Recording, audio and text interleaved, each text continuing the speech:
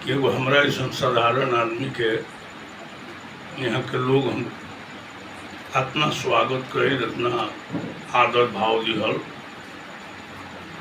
ये किताब लिखे के हमरा सिवान जिला के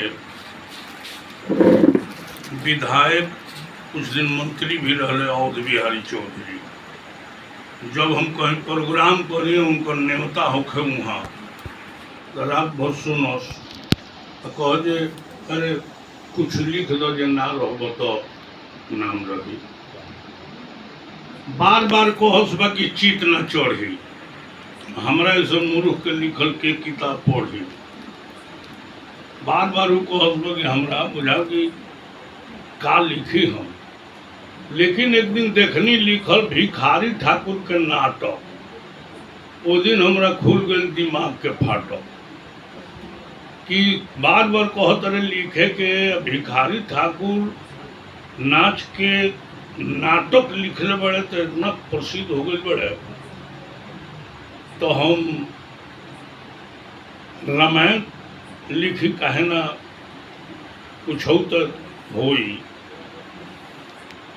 तो गृह जंजाल बुद्धि मोटी आ गावल बजावल रोजी रोटी, घर के झंझट रहे कई गृहस्थ हई आ गावले बजावल रोजी रोटी रहे। एक दिन गाई तो 2 दिन सूती, वही दिन मिजाज फरहर होके तो ये लिखी, वही दिने लिखी जहिया मन होके शीतल, लिखते लिखते 9 बरिस बीतल।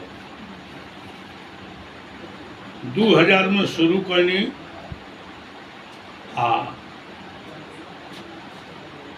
2000 में शुरू करनी, 2009 में शुरू करनी आ 17 में पूरा भइल। लेकिन लिखल तो हमरा मनोरंजन के एगो साधन है, आदत से लाचार बनी हरि कीर्तन गावे के, हरि की चर्चा करे के, ई लाचारी में तो लिखा गई। लेकिन छापल हमरा खातिर बड़ी कठिन रहे। देखो सुभाष चंद्र राय देवरिया जिला के सिवान दरोगा राय कॉलेज में वहाँ का